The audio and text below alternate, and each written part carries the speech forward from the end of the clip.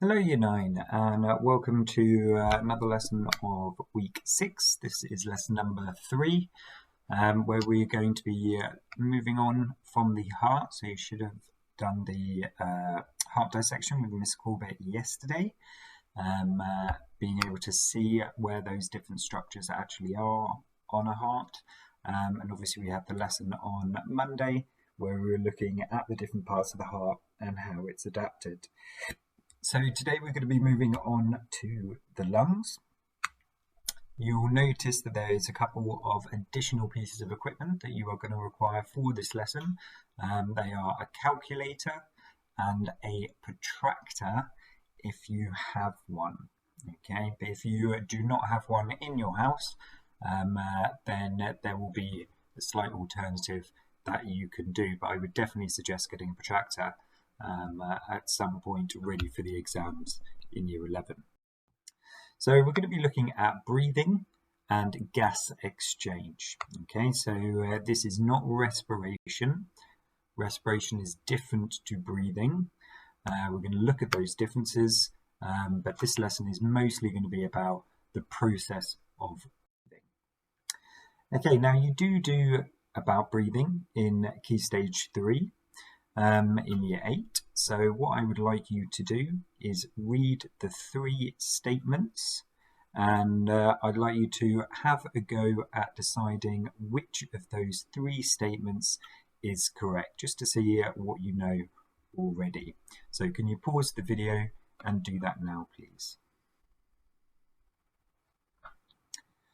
Okay, so hopefully we have figured out that it's actually number 3 that is the correct answer. If you did not have that correct, do not panic.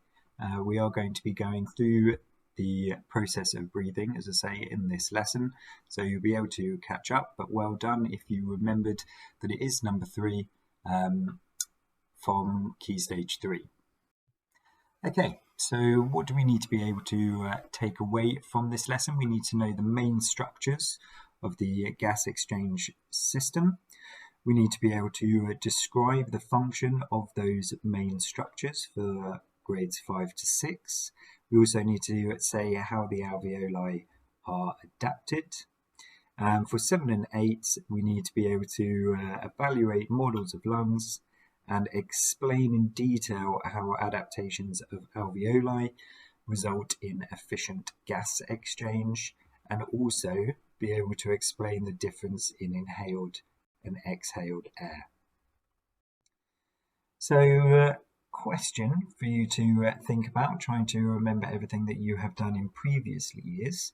Why do we breathe and what causes it? So can you pause the video and have a think about that? You do not need to write anything down.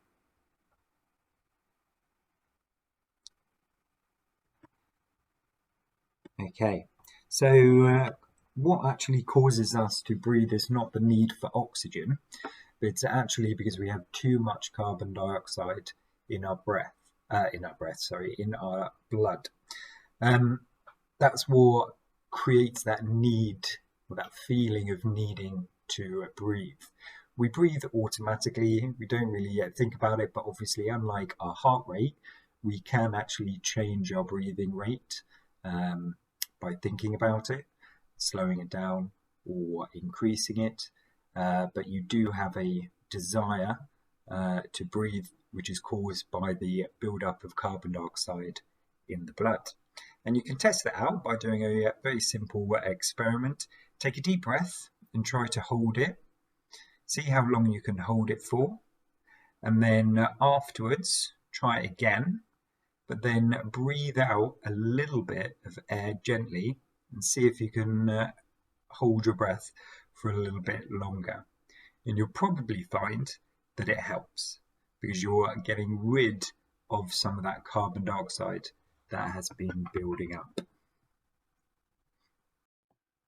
Okay, so there is a big difference between respiration and breathing, and it's very important that we're able to distinguish the difference between them.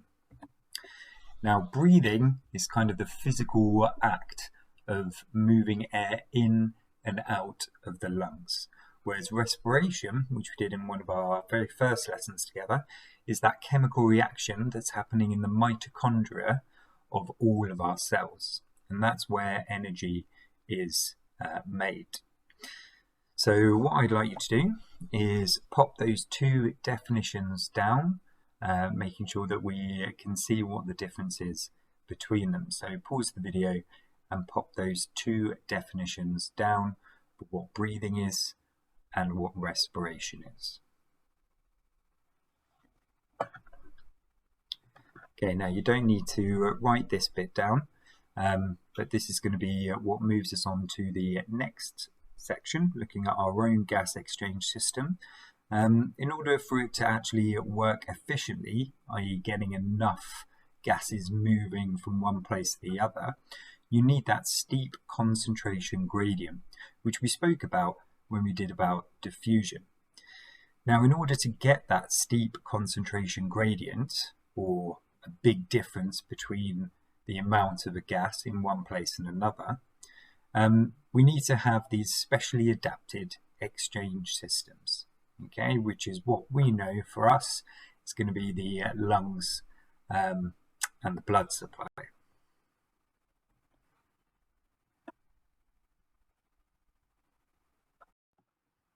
Okay, so we're going to be starting off with a little sketch of the main parts of the gas exchange system. Now you've got two options here. You can either draw this out, sketch it out, and add your labels. Please make sure that it's quite big because we're going to be adding to these labels what they actually do, what their function is. So make sure they're not all tightly packed together. Alternatively, if you do have access to a printer or you are doing your work on a laptop itself, then if you find a picture from Google Images or something like that, and you can print it out or just copy it over onto your document. So if you pause the video now and get that down.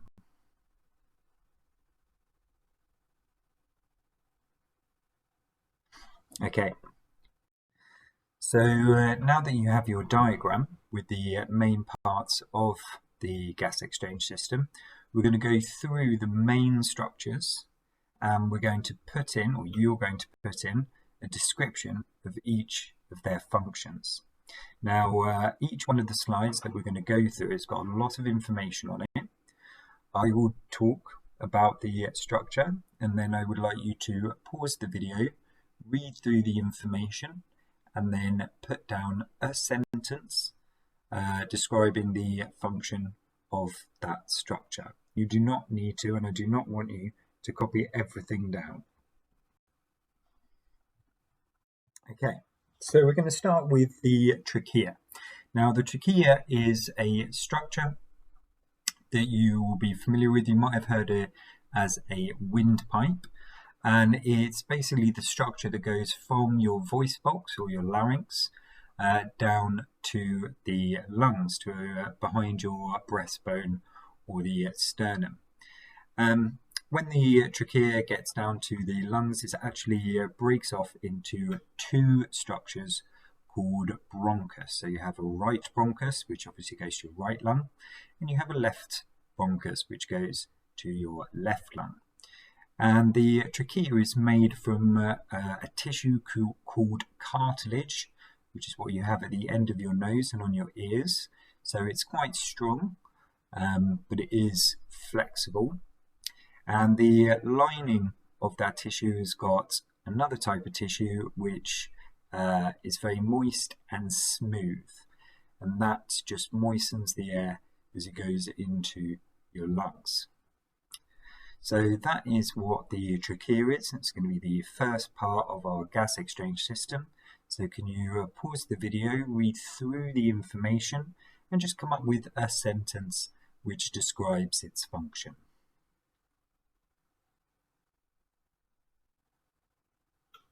Okay, next up, we've got the bronchus, which I spoke about in the last one. As I say, you have two main bronchus. You've got the one that goes to your left lung and the one that goes to your right lung. Now, the bronchus are just smaller versions of the trachea, and they then start breaking down into smaller tubes that we'll talk about in the next slide.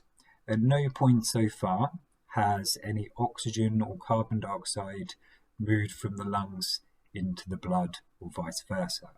So these structures are purely there to transport the gas from your mouth down into the lungs. So if you pause the video, read through the information and pop down a sentence that just describes the function. Okay, next up we have got a structure called the bronchioles. Okay, now the bronchioles are the tubes that come from the bronchus. So we started off with one big tube, which was the trachea, which then broke down into two smaller tubes, which were the bronchus. And then we go to these even smaller tubes called the bronchioles.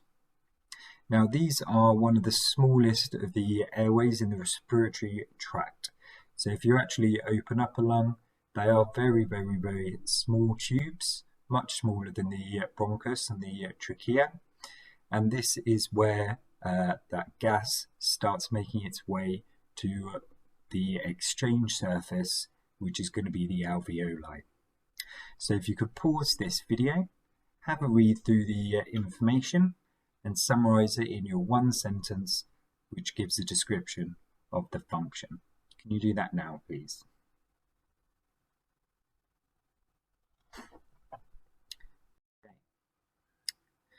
So we're already in the lungs with the bronchioles and from the bronchus, but the lungs themselves are obviously an important organ in your body, and the lungs contain these tubes that we've spoken about, and also they're going to go lead into these small air sacs, which are called alveoli, which again we have spoken about in a previous lessons.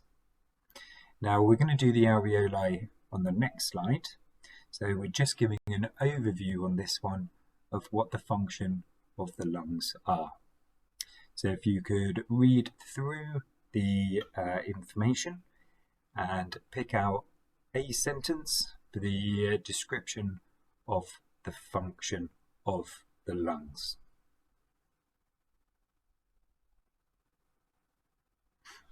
Okay, so we're moving on to our final structure in the lungs, and that is the alveoli. Now, the alveoli is where the gas exchange happens, where that oxygen moves from the lungs into the bloodstream, and it goes into those capillaries, those very, very small blood vessels that have only one cell thick walls for diffusion to take place. And it's where carbon dioxide leaves the blood and goes into the lungs. Now, because they're very, very small, and because you've got this continuous branching of the bronchi, it means that you've got about 300 million of these alveoli in your lungs. So it provides a huge surface area for that gas exchange to take place. So can you again pause the video, read the information and put into a sentence a description of the function of the alveoli.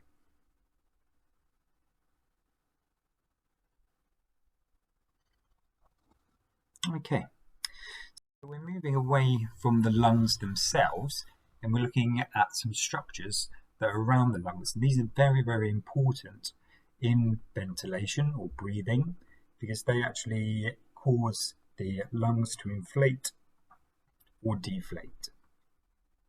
So first off, we're going to start with the ribs and the intercostal muscles. Now, the ribs have got two kind of separate parts or two different types of muscles that are used in breathing. The muscles attached to the ribs, and they cause the ribs to move up and out. When they relax, then they go in and down.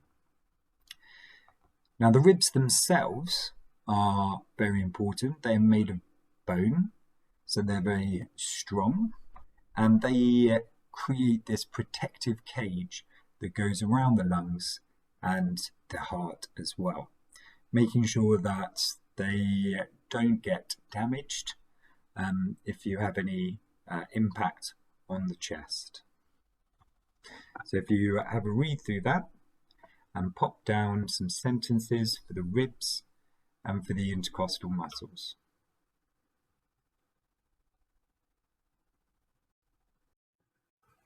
Okay, so the next part is another muscle, which is the diaphragm. Now, the diaphragm is kind of a sheet of muscle that is under the lungs, and it kind of separates out the top part of your body and the bottom part of your body. Now, when we inhale or breathe in, the diaphragm will contract, and that causes it to move down into the abdominal cavity, where you find all your intestines and things like that. When you breathe out, it does the opposite. So the diaphragm will relax and it will move back up again, pushing the air out. So what I'd like you to do is have a read of the diaphragm information, and again pop down a sentence describing the function of the diaphragm.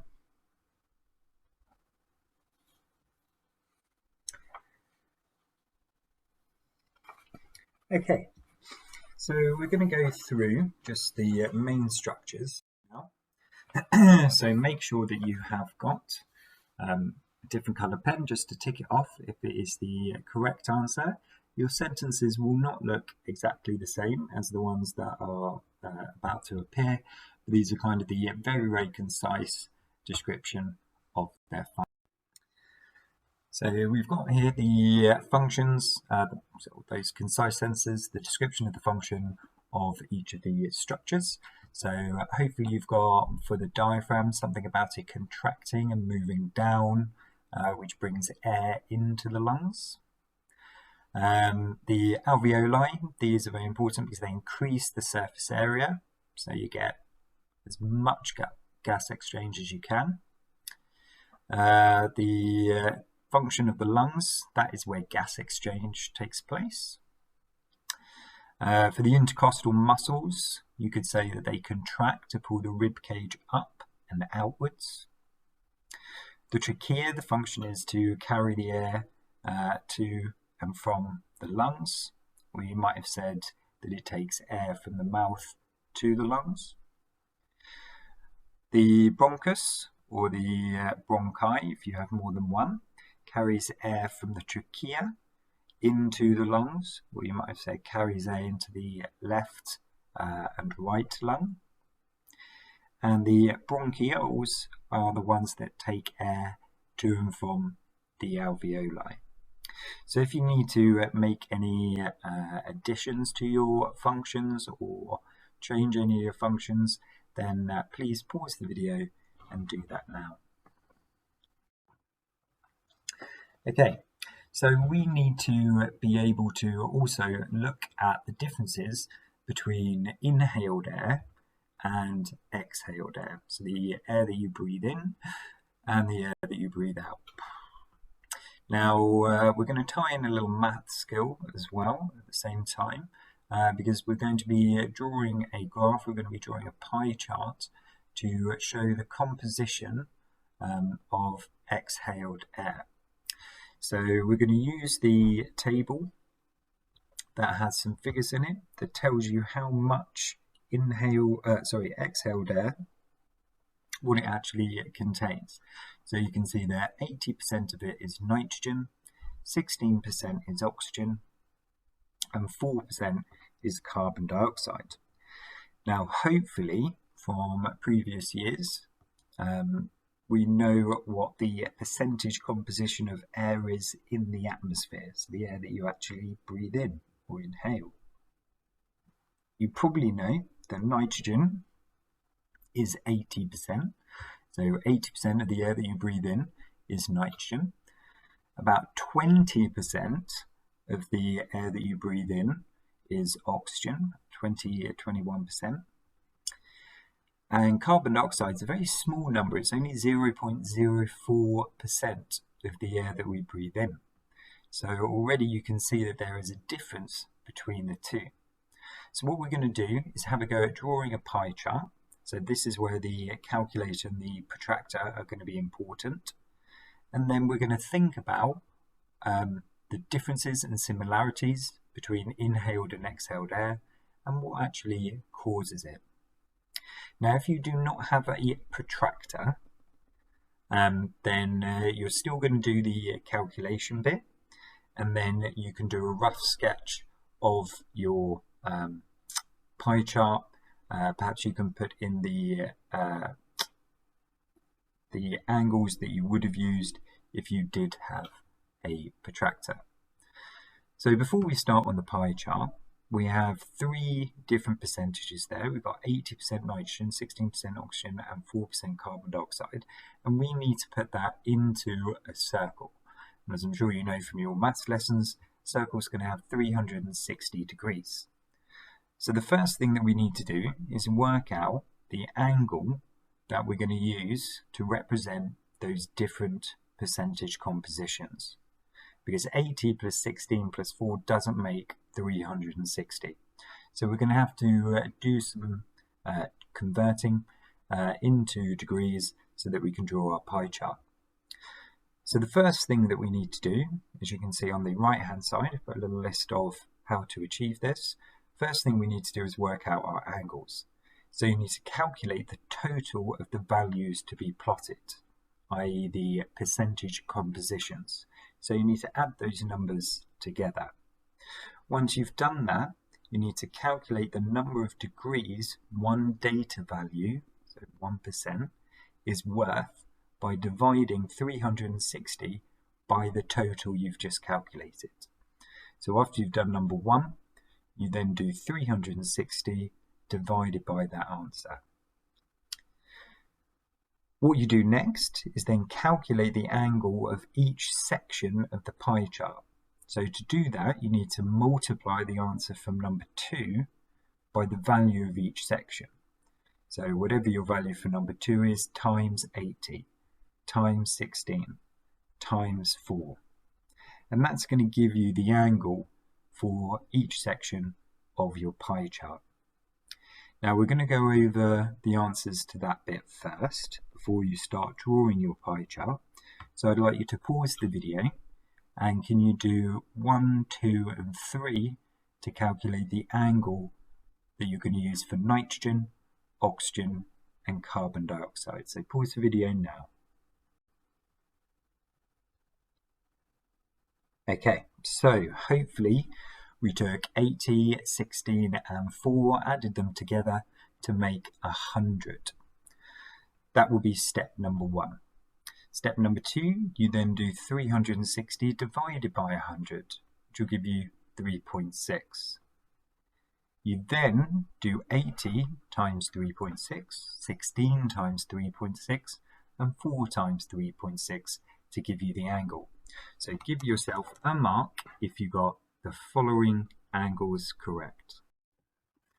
So we should have 288 degrees for nitrogen, 58 degrees for oxygen, and 14 degrees for carbon dioxide. So the next step is to draw our pie chart. Now I would just draw around the protractor, do 2 semicircles to make that full circle, or you can use a pair of compasses. It's completely up to you. But number 4 on the right hand side gives you some instructions of how to draw your pie chart. So you're going to draw your circle. You're then going to do a line from the center to the edge of the circle. And then you're going to do your measurements using your protractor to draw each section. So can you pause the video now and have a go at drawing your pie chart to show the composition of exhaled air. Okay, so hopefully you should have a pie chart that looks like this. Now you could label it using colours, like the one shown on the slide, or you might have put the gases in each section, or you might have lines coming from the section and a label to say what each one is. Doesn't matter either way, but if your pie chart looks like this in terms of the angles, then give yourself a mark. And if you have labelled it somehow, be it colour, label, or writing it in the section, then give yourself another mark. So on the previous slide, we had 3 marks available for your pie chart, which hopefully you have got now. But there was also a question that asked you to compare, so describe and explain the difference between inhaled and exhaled air. So what I'd like you to do now is have a go at writing a 4-mark answer to show the similarities and differences, or describe the similarities and differences between inhaled air and exhaled air, and then to have a go at explaining what is causing those differences. So pause the video now and have a go at that other question. Okay, so grab yourself a different coloured pen and we're going to go over those answers now. So for the first part, we've already marked that. That's for your pie chart. So you got a mark if you calculated the correct number of degrees. Then a correctly drawn pie chart got you a mark, and the correct labelling was also a mark. So that was a total out of 3. Now for the question, which was looking at the similarities and differences of inhaled and exhaled air, then hopefully we have picked out for 1 mark that there's less oxygen in exhaled air, that there is more carbon dioxide in exhaled air. Both of those will get you a mark. If you said that the amount of nitrogen is the same for inhaled and exhaled air, that is a mark. Then we need to start thinking about our explanations. So why is it that there is less oxygen in the air we breathe out compared to the air we breathe in? That's because we use it for respiration. So if you've spoken about respiration, that will be a mark. If you said that respiration releases energy, that would be a mark. If you've said that nitrogen isn't used by the body, then that will be a mark, because that's explaining why it's the same. So have a look through the different marks that I've suggested. Give yourself a total, remember it's out of 4, so it's a maximum of 4. Give yourself a total out of 4.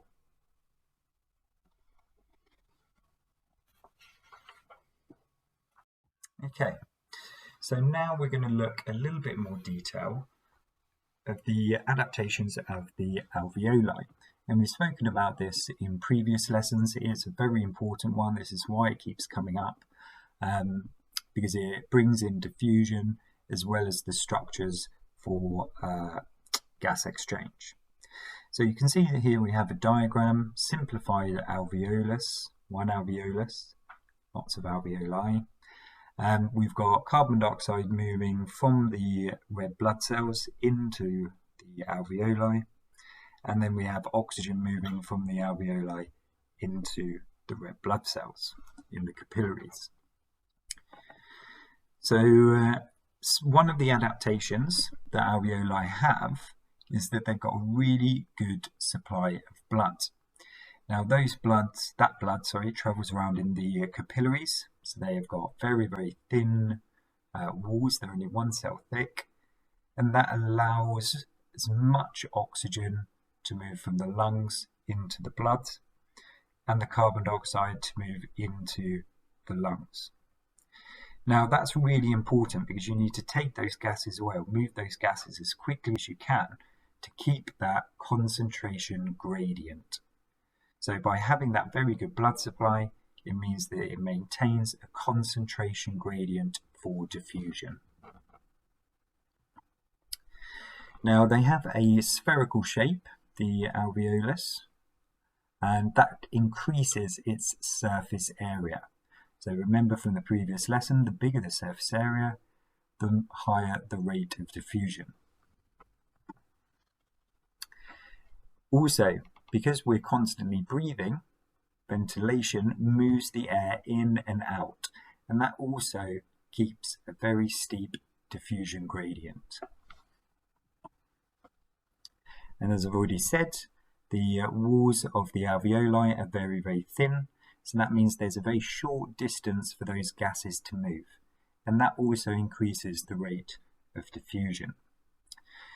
So you don't need to draw the diagram if you don't want to, but can we put down in our own words 4 adaptations of the alveoli, please? So pause the video and have a go at that.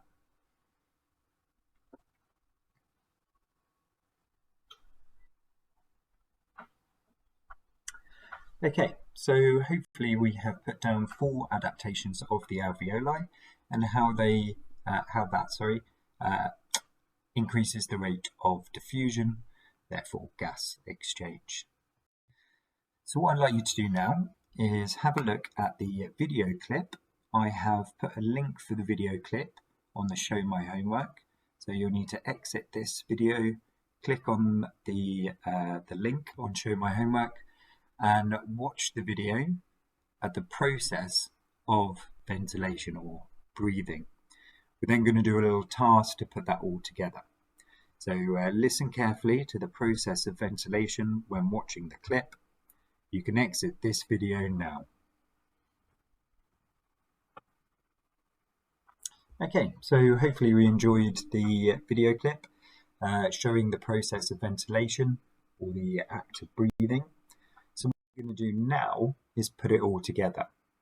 So you can see that in these boxes we have got some statements that are to do with breathing or ventilation. Some of them are to do with inhalation, breathing in, and some of them are to do with exhalation, breathing out. So what you're going to do now is have 2 columns showing the correct sequence of breathing or ventilation. So what leads on to the next, to the next, to the next. You'll have 1 column showing inhalation and 1 column showing exhalation. Now, if you're not feeling confident in your answers, leave any that you're unsure about out, and then when we go over the answer, obviously you can put them in. Okay, but the most important thing that you're reading it and thinking about where that's going to go in inhalation or exhalation. So if you could pause the video, have a go at that, putting it down into your 2 columns, inhalation and exhalation.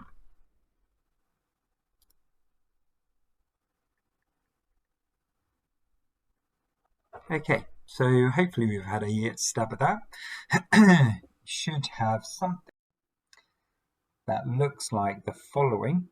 So grab a different coloured pen and then tick off the ones you got correct, add in any that need adding in. Now you'll see that on the right hand side there's some, the top 4 really, that can kind of be either or. So the top 2 talking about the intercostal muscles, the external intercostal muscles can go either way around because they happen at the same time, and also about the ribs and the diaphragm moving because that happens at the same time. So if we go through the process of inhalation, add to any that you missed out or change any that you need to. But during inhalation, the external intercostal muscles will contract and the internal intercostal muscles will relax. That causes the ribs to move upwards and out, and it will cause and the diaphragm, will contract and flatten. Now, all of those things together means that the volume of the chest increases, the pressure inside the chest decreases because the volume's getting bigger, so the pressure decreases, and that causes air to be drawn into the lungs. Now for exhalation, it's basically the opposite to inhalation. So this time, the external intercostal muscles will relax and the internal intercostal muscles will contract. That causes the ribs to move downwards and inwards, and the diaphragm will relax and move upwards. Now that process causes the volume of the chest to decrease. Your chest gets smaller, and that increases the pressure inside the chest, and that forces air from the lungs out of your mouth. So pause the video if you need to make any changes to your flow chart.